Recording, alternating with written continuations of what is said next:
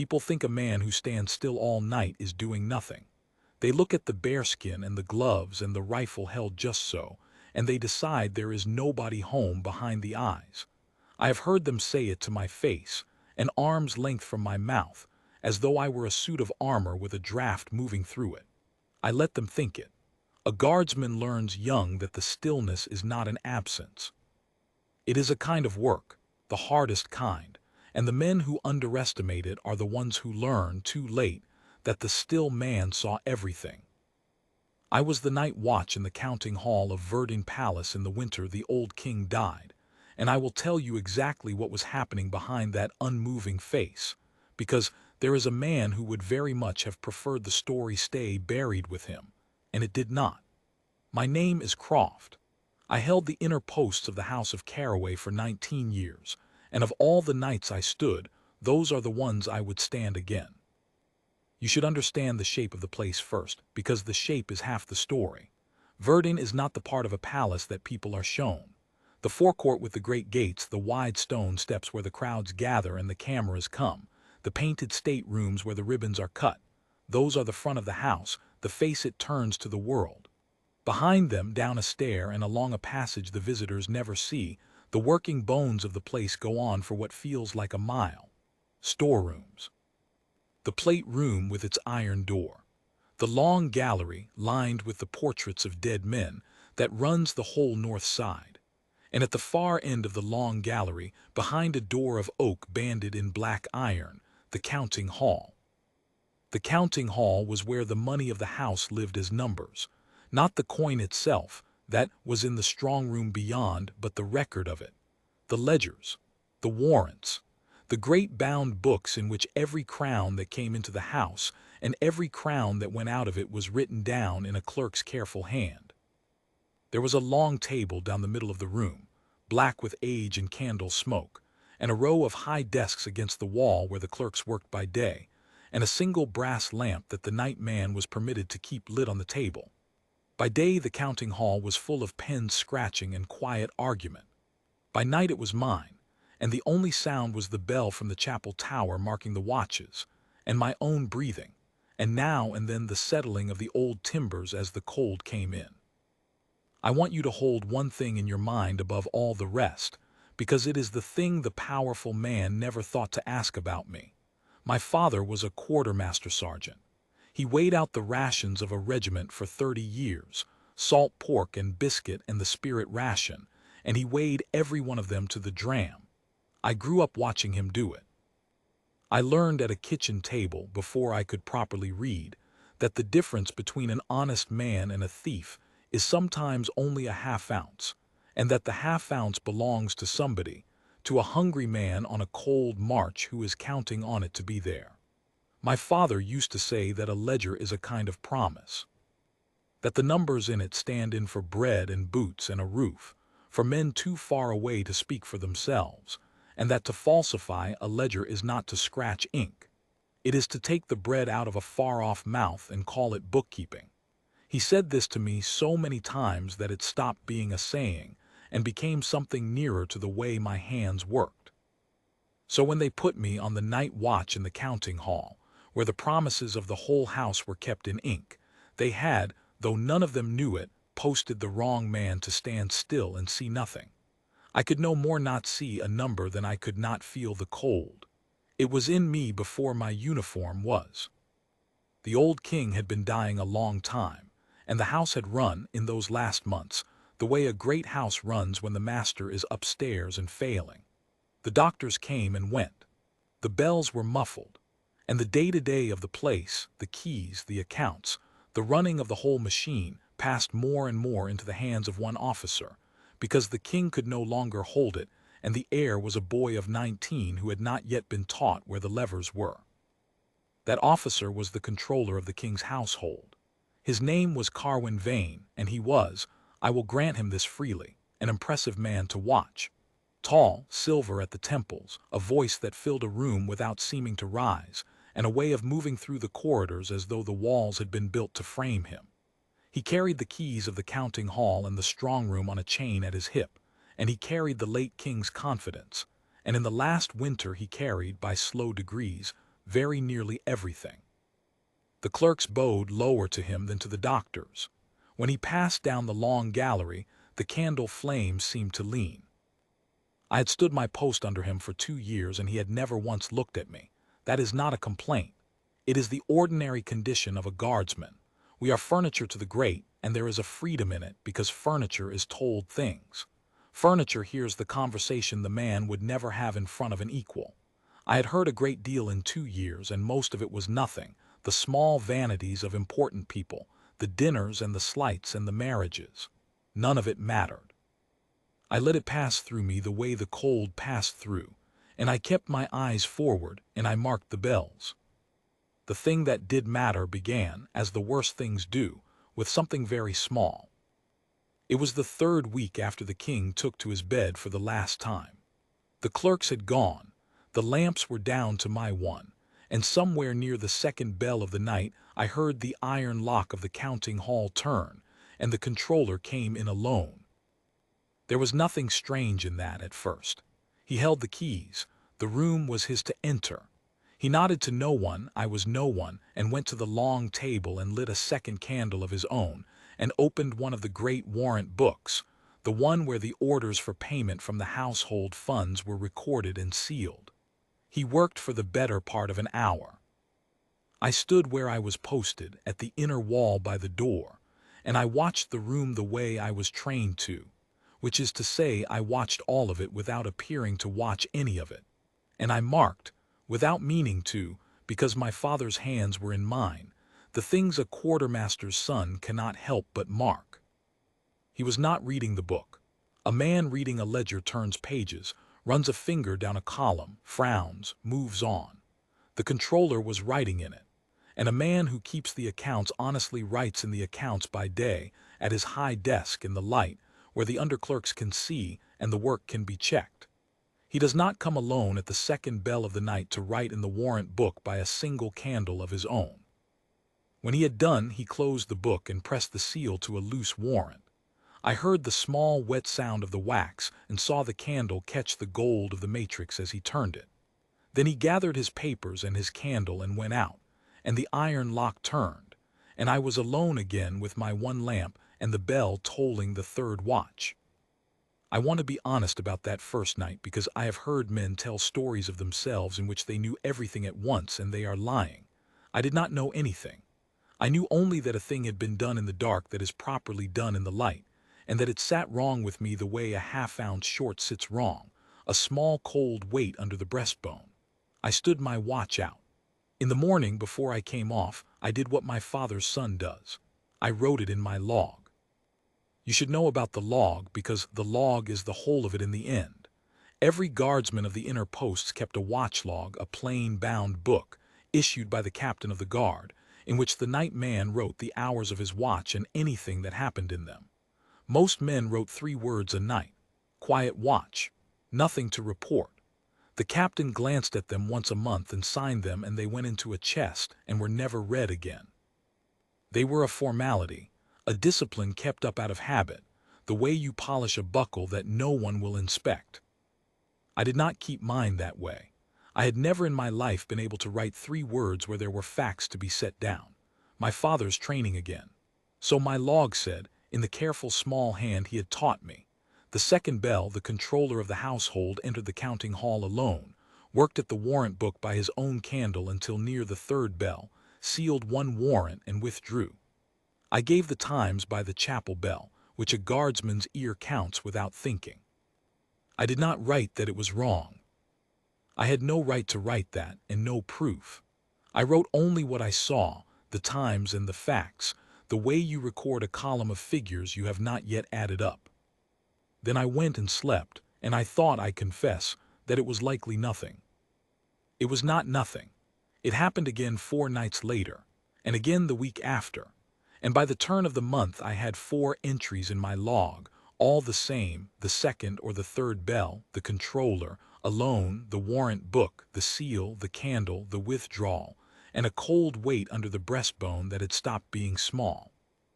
I will tell you when the weight turned to certainty, and it had nothing to do with what I saw in the dark. It had to do with a name. The household kept many funds, and most of them were dull. The kitchen fund, the stable fund, the fund for the upkeep of the chapel. But there was one among them that was not dull to me, and the house called it the Soldiers' Relief, though the older men called it by its proper name, the Pensioners' Fund.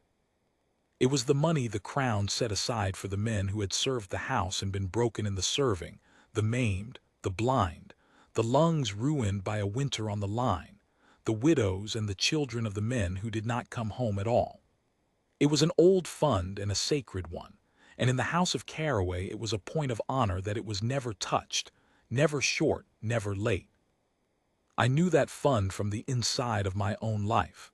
When my father came home from the Tolan campaign, he came home a half-man. He had taken a wound in the retreat that never healed clean, and the cough that came with the winters carried him off slow over 6 years. We were not a family with money. What kept him in a bed and not a ditch in those 6 years, what paid the apothecary and the woman who sat with him at the end, was the pensioner's fund of his house, not this one, a different house in a different country, but the same idea, the same promise, the same sacred thing. I had watched a fund like this one keep my father alive past the time his own body had given up. I had sat at his bedside with the apothecary's bill in my hand and known, to the half-crown, what that promise was worth, because I had counted it. So when, on the 5th night, the controller's candle fell across the open warrant book at an angle I had not seen before, and I read, upside down and at 10 feet, in the heading of the column he was writing in, the word Soldiers' Relief, the cold weight turned over and became something I had no business feeling on a guard's post. I will not pretend it was righteousness. In that first moment it was rage, plain and hot, and I held my face still over it the way you hold a kettle lid down over a boil. He was not balancing a kitchen account in the dark. He was writing in the one book that should never be written in by candlelight, and there is only one reason a man comes alone at the second bell to write in the fund for broken soldiers, and it is not to add to it. That was the night he noticed me. He must have caught some flicker.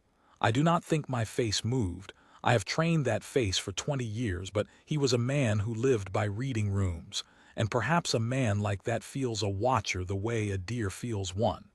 He looked up from the book, and for the first time in 2 years the controller of the king's household looked at me, not at my post, at me. He took his time about it, up from the boots to the gloves to the bearskin to the eyes, and I gave him the eyes forward and the nothing that the post requires. "You," he said, "how long have you stood that wall?" It was not a question that wanted an answer. I gave him none. The post does not speak. He came around the long table, unhurried, and stood close enough that I could smell the lamp oil on him and the wine under it. He studied my face for a while in the way a man studies a horse he is thinking of buying, or a stone he is thinking of stepping over. "Nothing in there," he said at last, and tapped 2 fingers almost gently against the front of my bearskin over where a man's forehead would be. "I have always liked your sort. You're the most restful thing in this house.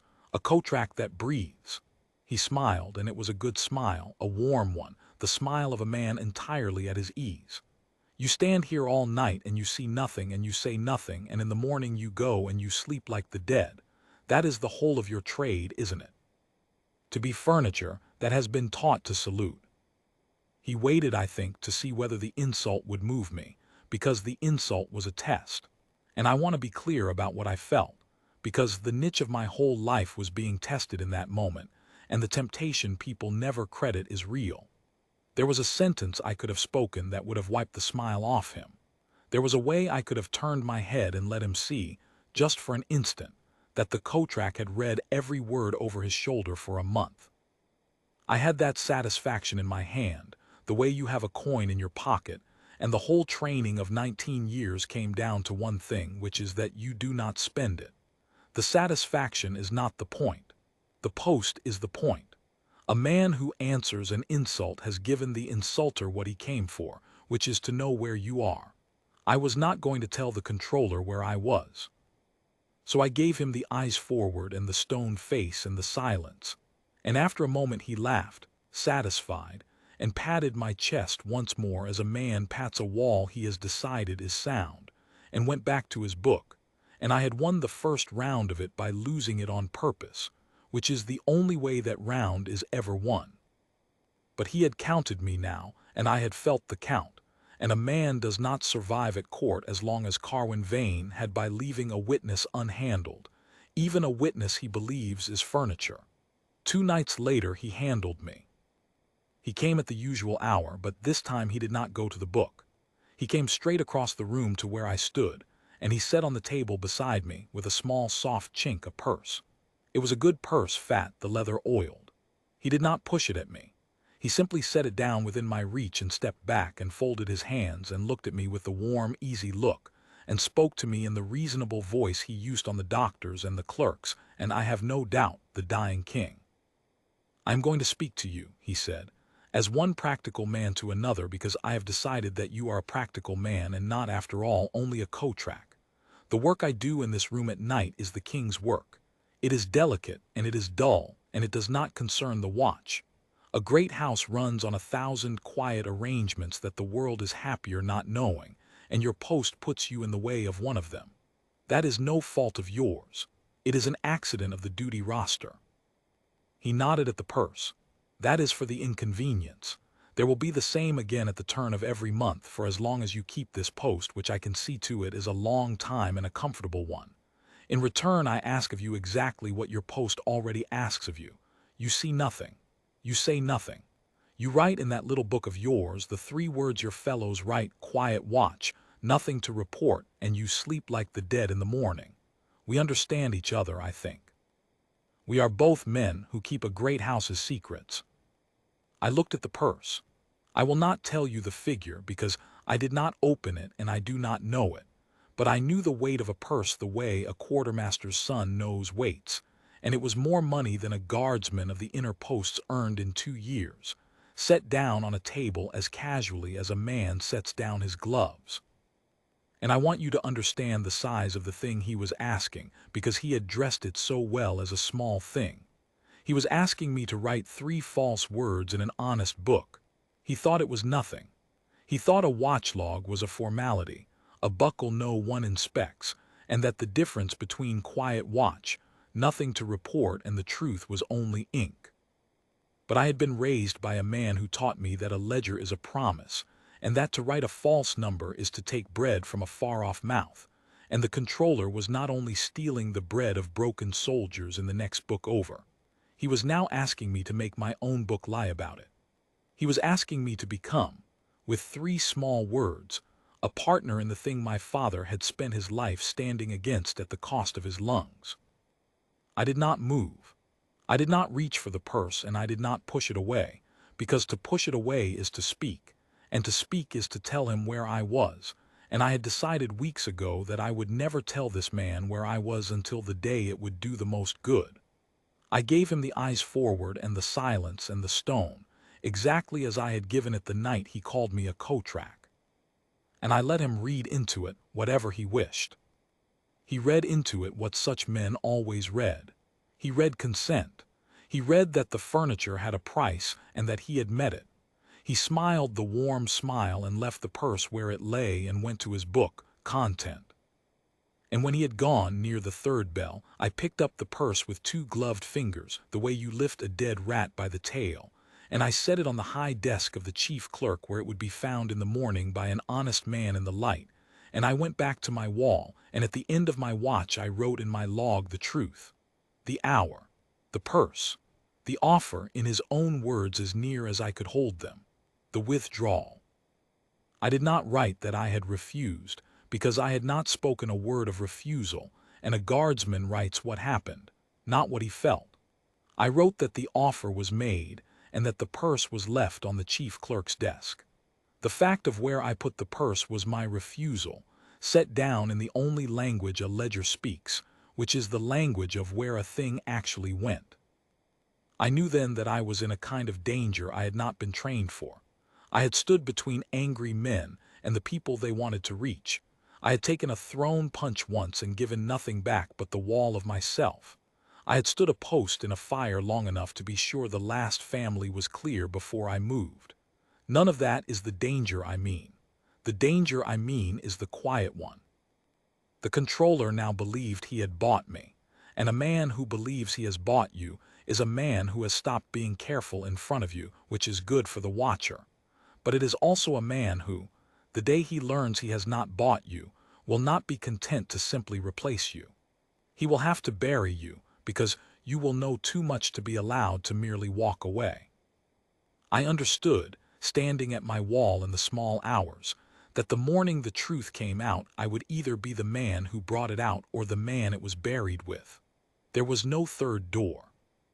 So I did the only thing my training and my father's training agreed on, which was, hold the post and keep an honest record and wait for the moment when the record could be put into the one pair of hands that could act on it.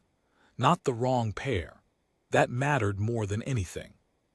If I took my log to the wrong man, to a clerk who answered to the controller, to an officer who owed him a debt, to the captain of the guard himself if the captain happened to be in his pocket, and I did not know that he was not, then I would simply be handing my own death warrant to the man it accused, who would smile and thank me and see to it that the watchman with the overactive imagination was quietly reassigned to a post on a sea cliff in winter, and that his strange little book was lost in a fire. The truth is not enough. The truth in the wrong hands is worse than no truth at all, because it warns the thief. I needed the right hands, and the right hands were a problem, because the only hands high enough to bring down the controller of the king's household were the king's, and the king was dying, and the heir was a boy of 19 who, as far as I knew, had never been told that the working bones of his house existed at all. The old king died on the 11th night of the new year. I was on watch when the chapel bell changed its voice.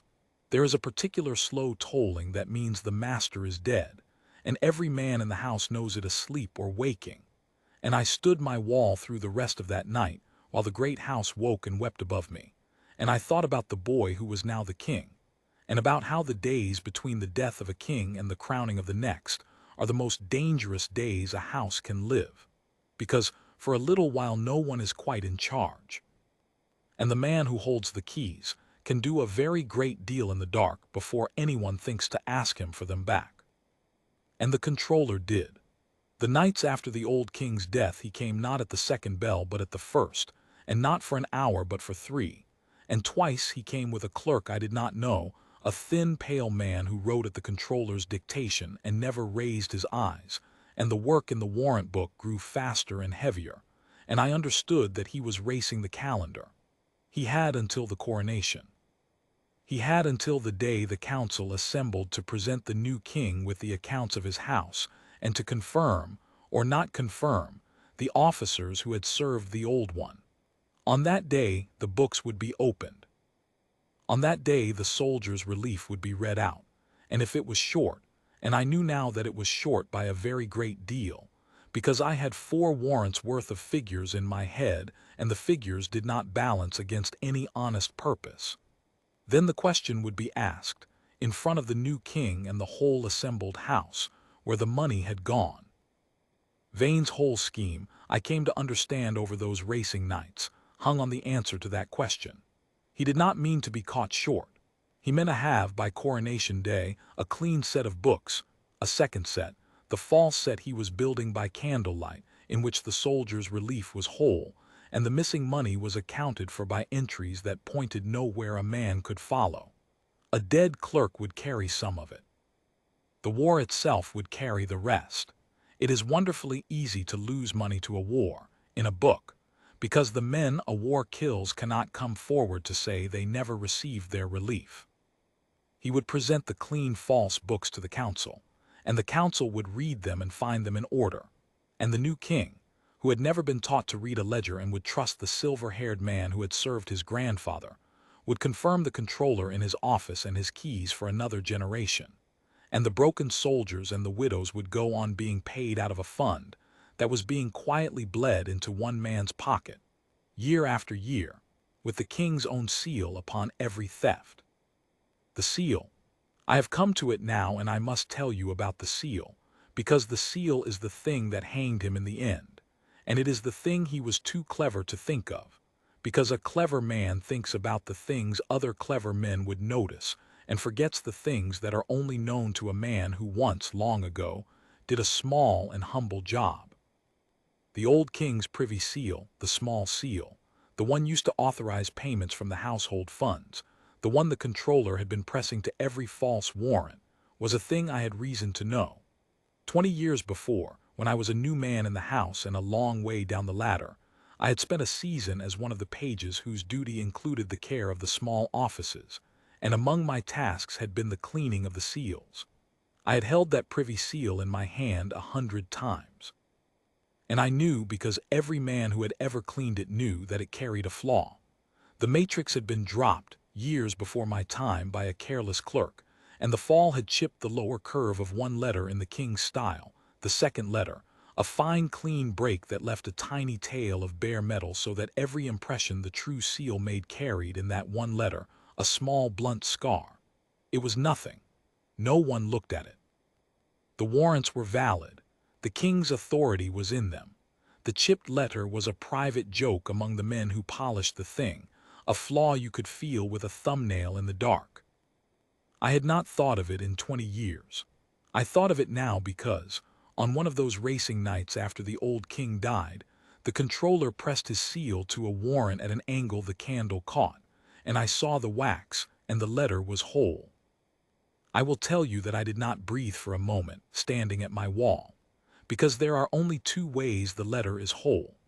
Either the man was using a seal that was not the old king's privy seal at all, and no clerk in the house would honor a warrant under the wrong seal, or, far worse for him and far better for the truth, he was using a copy. A new-cut matrix, made by some quiet engraver in some quiet street, faithful to the king's style in every line because the engraver had a true warrant to copy from, but cut clean, cut perfect, because the engraver had never been told about a 20-year-old chip in a letter that only the men who polished it had ever felt. The forger's seal was too good. It had no scar. And a seal with no scar, pressed to a warrant for the soldier's relief in the weeks after the king who owned the true seal had died, was not a small thing. It was the whole crime, set in wax, signed by the criminal in the one hand he could not disguise, because he did not know the true hand had a tremor in it. After that night I knew what I had, and I knew what it was worth, and I knew, too, the exact and narrow shape of the only path that did not end with me at the bottom of it. I had two things. I had my watch log, a month and more of honest entries in my hand, dated and timed by the bell, recording every night the controller had come alone to write in a book that honest men write in by day, and recording, in his own words, the night he tried to buy my silence and the desk on which I left his gold. And I had the seal, the knowledge of the chip, which I could not put in a book, because no one would believe a guardsman who claimed to remember a flaw in a seal from 20 years gone, but which any clerk in the house could verify in an afternoon by taking the true matrix from the strong room, pressing it once into clean wax, and laying that impression beside any of the warrants the controller had sealed since the old king's death.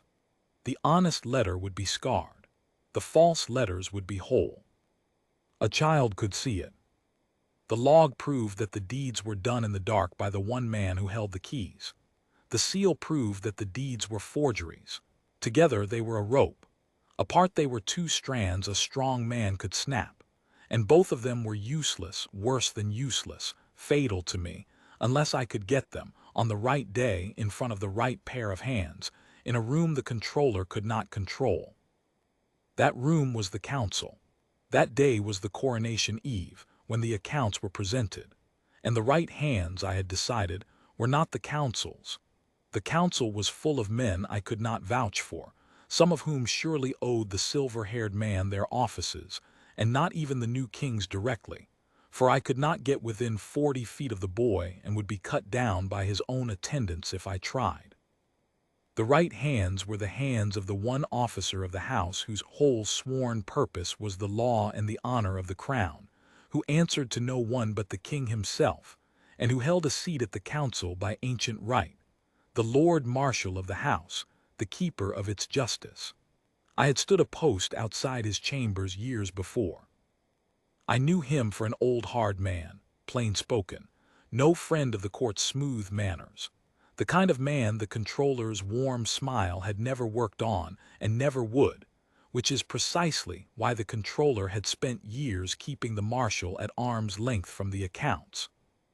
If I could put my log into the Lord Marshal's hands before the council sat, and tell him of the seal so that he could send for the matrix and prove it himself in the hour before the doors opened, then the truth would walk into that room in the one pair of hands strong enough to hold it.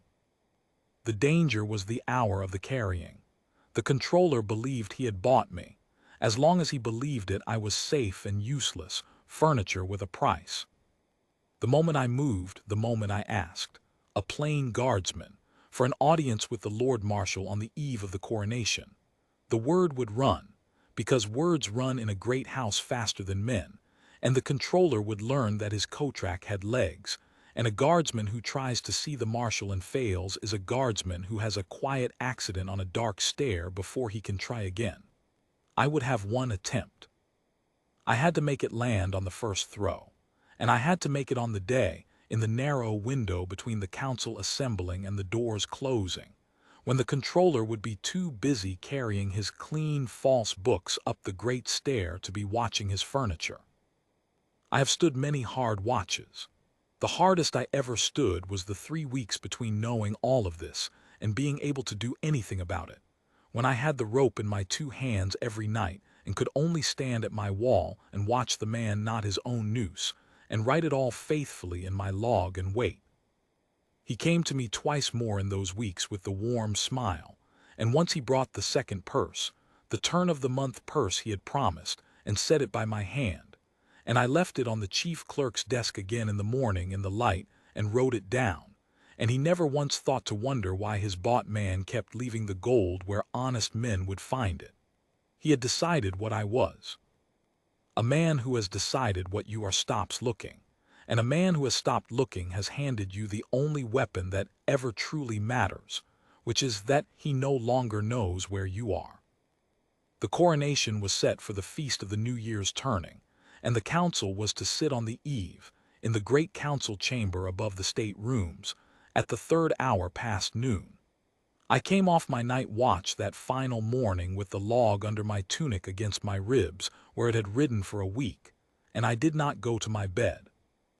I shaved and I made my uniform as perfect as a uniform has ever been made, every button, every inch of the leather, the bearskin brushed against the nap until it threw the light, because a guardsman who is about to ask for the impossible had better look like the discipline of the whole house made flesh, for the look is half the asking. And at the 2nd hour past noon, while the great house above me filled with the carriages and the lords and the slow river of the powerful flowing up the great stair to the council, and while the controller of the king's household, I have no doubt, climbed that same stair with his beautiful clean false books under his arm and his warm smile ready, I walked, in my own quarter of the palace, where a guardsman in full dress draws no second glance, to the door of the Lord Marshal's chambers. And I asked the orderly there to carry a message to the marshal that a man of the inner watch had a thing the marshal must see before the council sat, touching the honor of the king's seal. The orderly looked at me as men look at a guardsman who has stepped out of the roll of furniture, with surprise and a little affront, and I thought for one cold instant that it would die there, at a junior man's discretion, the whole rope undone by a closed door. But I had chosen my words for the one ear they were meant for, touching the honor of the king's seal. The orderly carried that sentence in, because a junior man does not decide on his own to suppress a sentence with the word seal in it on the eve of a coronation. And a moment later the inner door opened, and the Lord Marshal stood in it, old and hard and dressed for the council, his chain of office on his breast, looking at me with the flat, impatient eyes of a man who has been interrupted with 30 minutes to spare before the most important sitting of his life. "Be quick," he said, "and be right or be sorry." I was quick. I have never in my life been so quick or so plain. I told him I was the night watch of the counting hall. I told him that since before the old king's death, the controller of the household had come alone by night to write in the warrant book of the soldiers' relief, and had sealed the warrants himself by candlelight. And I gave the hours and the dates as a man gives a column of figures, fast and flat, no feeling in it, because feeling is the thing that makes the marshal stop believing, and the facts are the thing that makes him send for the matrix. I told him the controller had twice tried to buy my silence with gold which I had left upon the chief clerk's desk in the morning, where the clerks would remember finding it. And then I gave him the thing that turned his flat eyes sharp, the thing I had carried 20 years for a use I never knew I would have. I told him about the chip. I told him the old king's privy seal carried a scar in the lower curve of the second letter, from a fall before my time, known to the men who cleaned it. I told him that the warrants the controller had sealed, since the king's death carried that letter whole. And I told him that he did not have to believe one word of mine, that he had only to send a man he trusted to the strong room for the true matrix, and press it once into clean wax, and lay that honest scarred impression beside any warrant of the soldiers' relief sealed in the last 3 weeks, and read with his own eyes which letter was whole and which was scarred, and that this he could do in the half-hour before the doors closed. And I drew the log from against my ribs and held it out to him, open to the first entry, in my plain small hand, dated and timed by the bell. The Lord Marshal was an old soldier, and old soldiers do not waste motion. He did not exclaim. He took the log and read 3 entries with the speed of a man who has read 10,000 reports, and his face did not change, which is how I knew he believed me, because a man whose face changes is a man performing belief, and a man whose face goes very still is a man who has just understood. He looked up at me once, hard. "If this is spite," he said, "or madness, or a debt you are paying off against a better man, I will break you across the wheel of this house and no one will ever find the pieces. Do you understand me?" "Yes, my lord," I said. They were the first words I had spoken on duty in a month, and they came out level. "It is none of those. Send for the matrix." He held my eyes one more breath. Then he turned and gave 3 orders in the space of 10 seconds to the orderly to send to the strong room for the privy seal matrix under the marshal's own authority, and to bring it to the council door at once. To a second man, to fetch the chief clerk of the counting hall to the council chamber. And to me, the strangest order of my life, to come with him, in my dress and my bearskin, and stand at the door of the council and say nothing and do nothing until I was called, because, he said, a man's testimony stands the firmer when the man himself is standing behind it in the room, in the flesh, where they can see the discipline of him. And so I, who had spent a month being furniture so that no one would see where I was, walked up the great stair into the light of the council chamber in full dress, and took my place at the inner door, and stood my last and strangest post, the post of a witness pretending, one final time, to be furniture, with the truth riding under his arm in a plain bound book, and the Lord Marshal of the house carrying it up to the table.